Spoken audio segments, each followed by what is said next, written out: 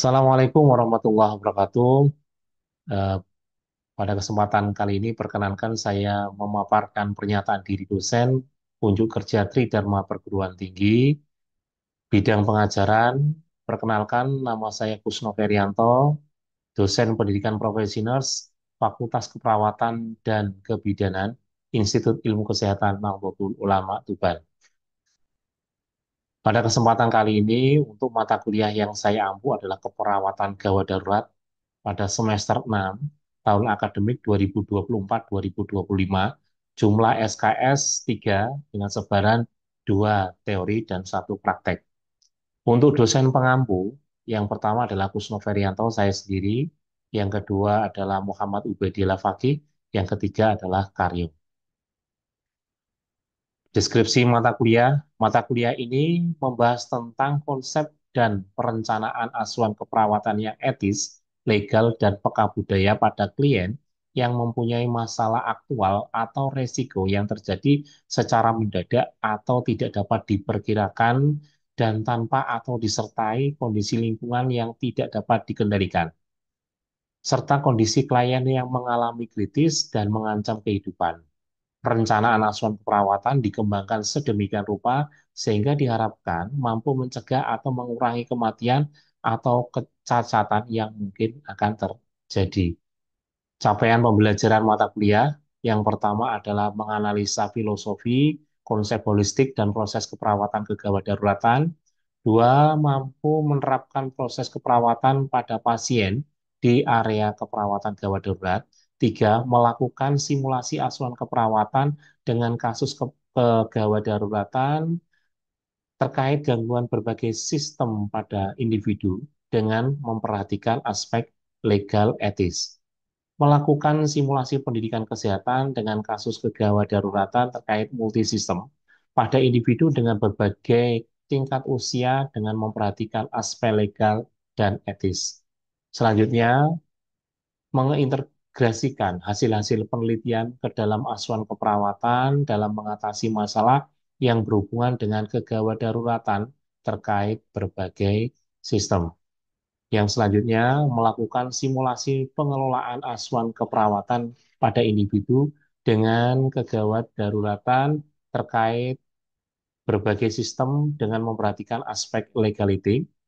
Yang tujuh, memahami fungsi advokasi dan komunikasi pada kasus kegawat daruratan berbagai sistem. Yang terakhir, mendemonstrasikan intervensi keperawatan pada kegawat daruratan sesuai dengan standar yang berlaku dengan berpikir kreatif, inovatif, sehingga menghasilkan pelayanan yang efisien dan efektif. Materi pembelajaran yang pertama adalah filosofi, konsep holistik, dan proses keperawatan kegawat daruratan. Yang kedua, proses keperawatan pada pasien di area keperawatan gawat darurat. Yang ketiga, pengelolaan asuhan keperawatan dengan kasus kegawat daruratan mencakup intervensi, kolaborasi, dan mandiri.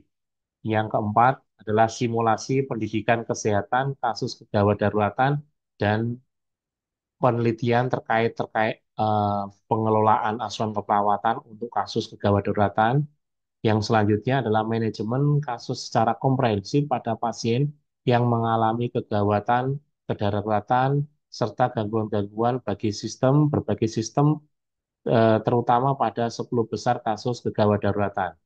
7. Fungsi advokasi dan komunikasi pada kasus kegawat daruratan. 8. Intervensi keperawatan pada kegawat daruratan sesuai dengan standar yang berlaku. Untuk metode pembelajaran yang kita pakai adalah ceramah, diskusi kelompok, student center learning, demonstrasi, dan praktikum. Sistem pembelajarannya sinkronis, yaitu tatap muka atau tatap maya via Zoom, dan asinkronis, yaitu dengan forum diskusi via ILMS, tugas, dan mandiri. Untuk penilaian, untuk mata kuliah kegawat daruratan, yaitu UAS 35%, penugasan 35%, dan praktikum 30%.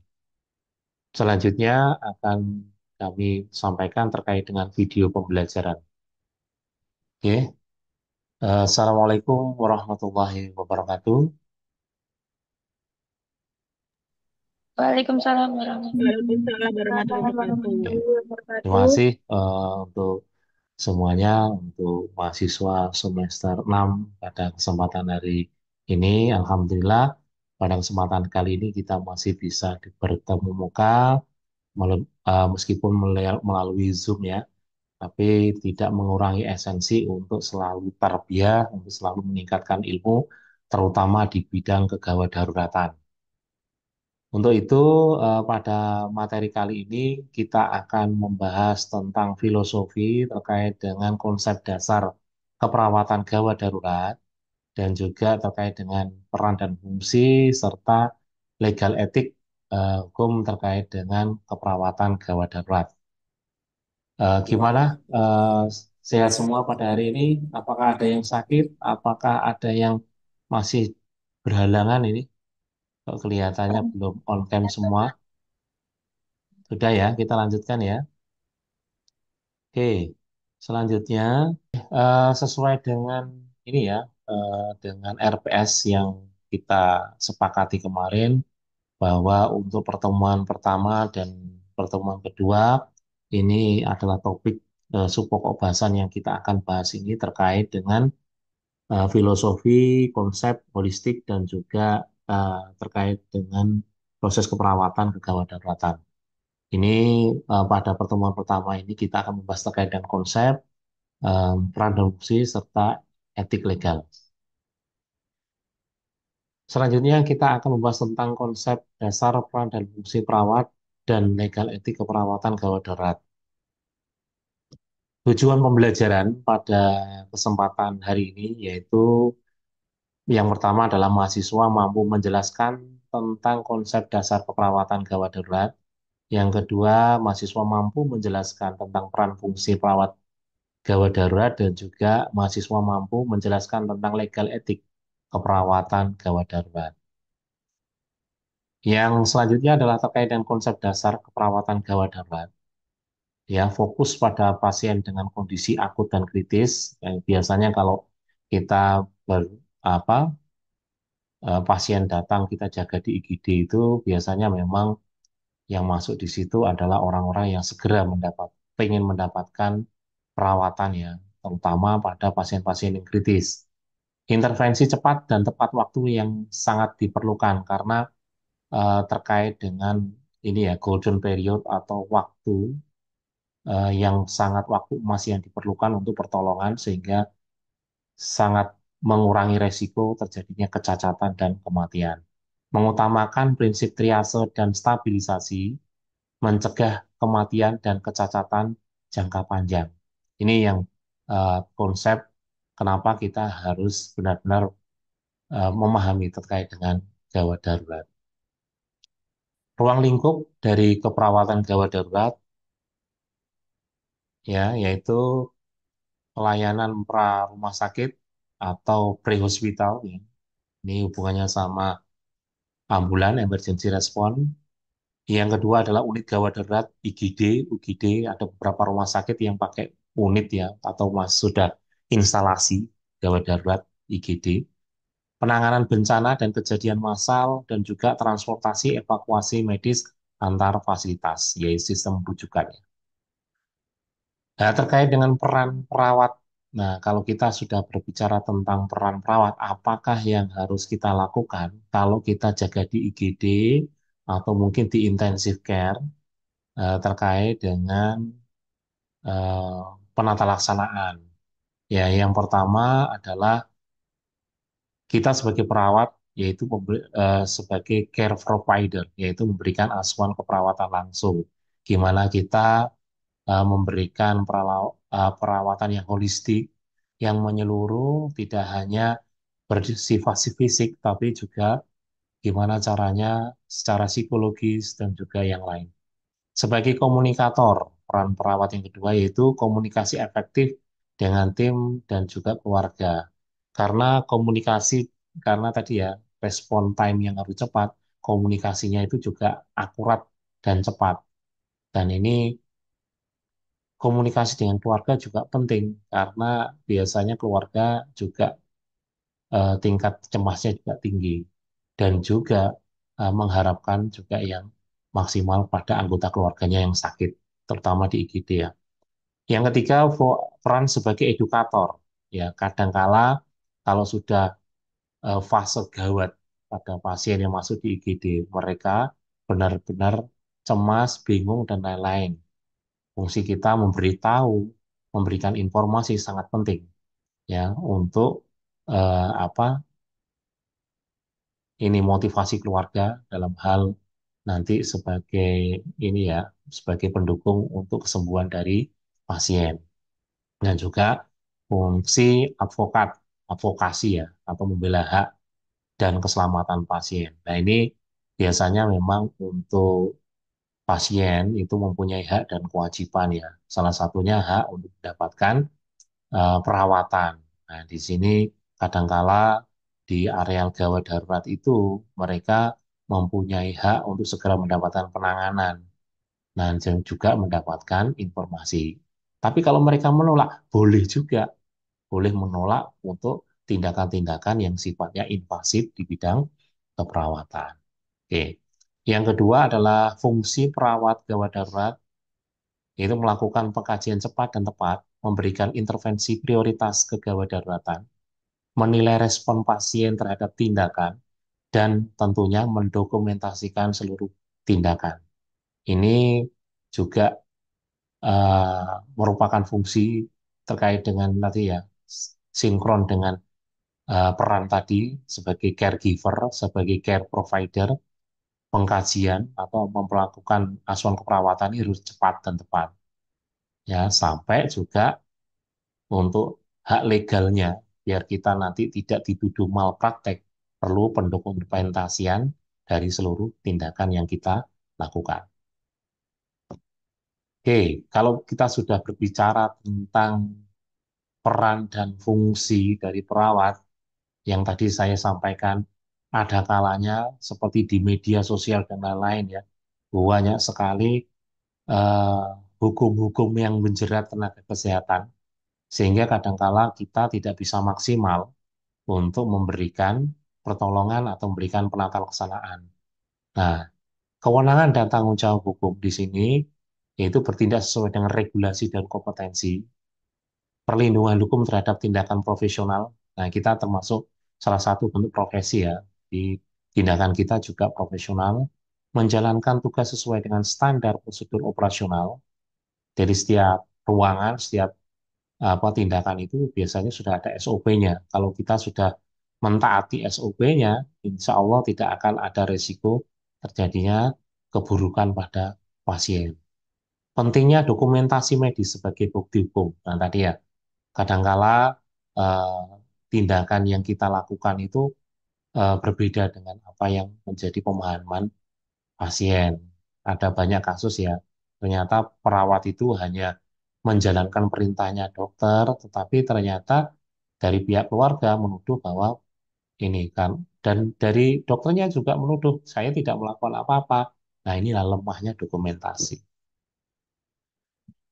Aspek etik dalam keperawatan gawat darurat, ya menghormati hak dan martabat pasien, ini jelas ya, menjaga kerahasiaan informasi pasien dan tidak mendiskriminatif dalam pelayanan, bertindak profesional dan empati. Ini kajian etik dalam keperawatan ya. Ini perlu untuk memaksimalkan kesembuhan dari pasien ya. Karena kita itu tidak bisa untuk memaksakan kita paling benar, paling superior sehingga sampai melanggar hak dan martabat dari pasien. Terkait dengan kerahasiaan informasi ini sangat penting ya. Makanya kalau di rumah sakit itu kan ada apa? Ada logo HP disilang, Twitter disilang, dan itu hubungannya sama kerahasiaan. Karena kita tidak akan pernah tahu apakah informasi pasien itu benar-benar apa disampaikan atau disalahgunakan. Ini yang menjadi salah satu hal yang perlu diperhatikan. Yang selanjutnya adalah tidak diskriminatif, tidak boleh memilah-milah ya. Tapi kadangkala kalau di ruangan atau di rumah sakit untuk segera mendapatkan pelayanan, itu biasanya memang yang mempunyai dana yang banyak itu mungkin bisa diprioritaskan. Tapi kalau di IGD biasanya lebih ke bukan milih-milih, tapi biasanya kita memang memprioritaskan yang benar-benar gawat darurat, ya, meskipun dia tidak punya maupun berpunya, tapi kalau sudah masuk dalam kondisi kritis itu yang diprioritaskan, dan tentunya harus empati dan profesional. Tantangan etik legal di IGD, ya, tadi ya sesuai dengan apa yang disampaikan awal, respon time harus cepat, ya. Biasanya juga karena di IGD kemarin, di IGD salah satu rumah sakit itu saya tanya, ini berapa jumlah pasien dibandingkan dengan jumlah perawat, itu gimana?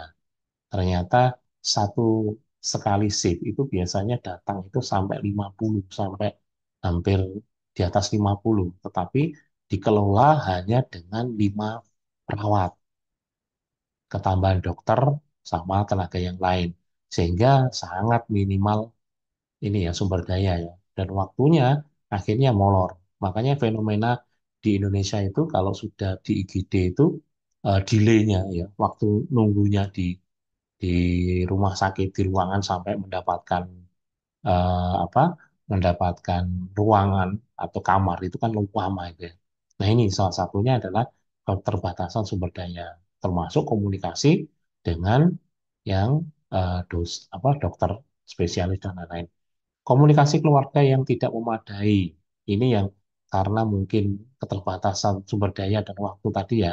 Jadi keluarga yang sering tanya, sering gilir mudik, tambah kadangkala di rumah sakit itu diusir sama satpam karena disinyalir mengganggu. Padahal mereka butuh informasi ya. Resiko gugatan bila tidak sesuai dengan prosedur. Nah ini biasanya memang di rumah sakit kalau tidak sesuai dengan SOP dan tidak berdokumentasi dengan baik, jatuhnya ya tadi, jatuhnya pasti akan dituntut sebagai malpraktek. Ini yang menjadi tantangan etik di IGD. Makanya hati-hati semuanya, calon-calon tenaga perawat yang di Zoom ini benar-benar nanti hati-hati dalam memberikan penata laksanaan pada pasien.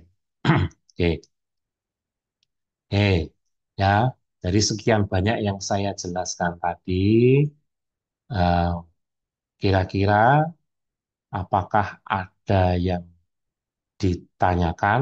Kalau memang tidak ada, saya tanya ya.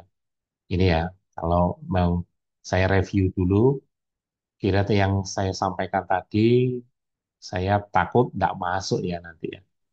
Apa yang saya sampaikan nggak diterima dengan baik. Kira-kira bisa dijelaskan enggak? Mungkin ada yang bisa terkait dengan peran dan fungsi perawat ya. Peran sendiri perawat Gadar, peran perawat Gadar itu gimana, fungsinya kayak gimana. Mungkin ada yang bisa membantu menjawab, silakan. Baik saya Bapak Oh, siapa Mbak Dian ya? dan Oke, Mawati. oke Mbak Dian, silakan Mbak Dian.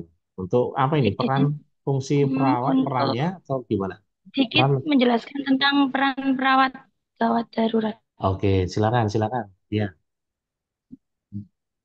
Untuk perawat untuk peran perawat gawat darurat yaitu cara provider adalah memberikan asuhan keperawatan secara langsung. Yang kedua, komunikator, yaitu adalah komunikator efektif dengan tim dan keluarga.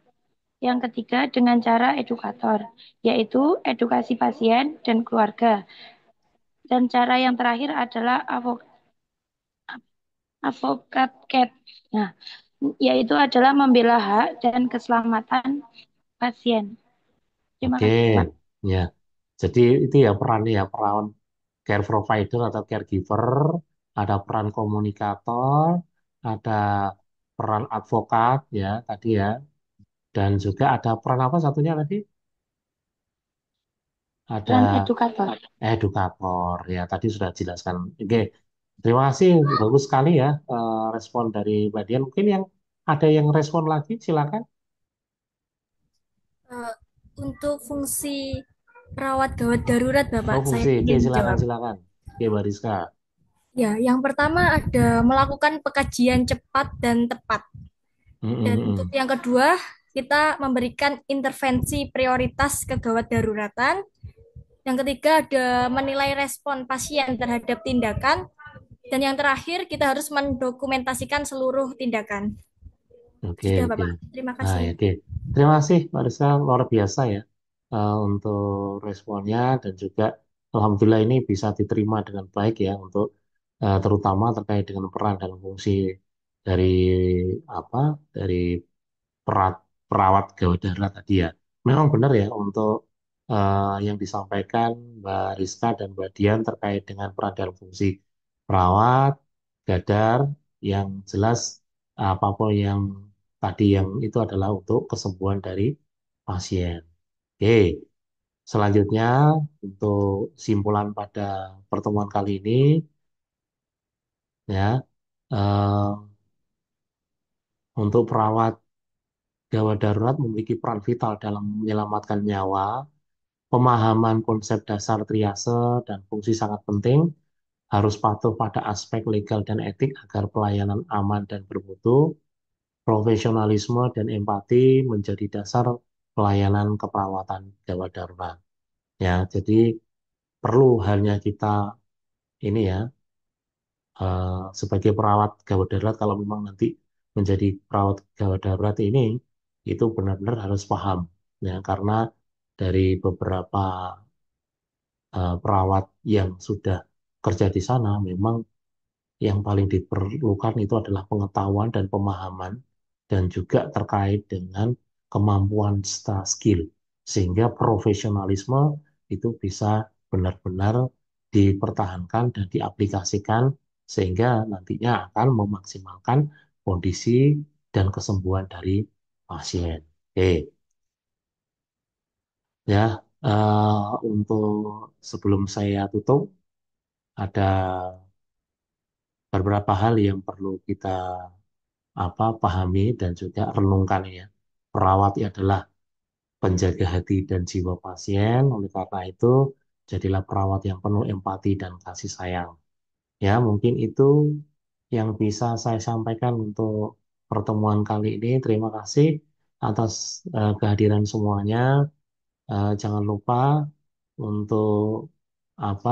Untuk selalu belajar dan juga oh ya, untuk selanjutnya ada beberapa tugas-tugas untuk ini ya, untuk materi ini adalah resume. Nanti bisa dikumpulkan 2 hari lagi untuk resume dari apa mata kuliah ini, yang mulai dari awal sampai akhir, serta untuk merangkum terkait dengan jurnal-jurnal yang hubungannya sama gawat darurat, sehingga nanti akan eh, menambah dari pengetahuannya terkait dengan fenomena perawatan gawat darurat saat ini di Indonesia maupun di luar negeri. Terima kasih. Saya akhiri. Semoga bermanfaat. Mohon maaf. Allahumma fiq ila muthoriq. Assalamualaikum warahmatullahi wabarakatuh. Waalaikumsalam warahmatullahi Waalaikumsalam wabarakatuh. warahmatullahi wabarakatuh. Terima kasih, Kak.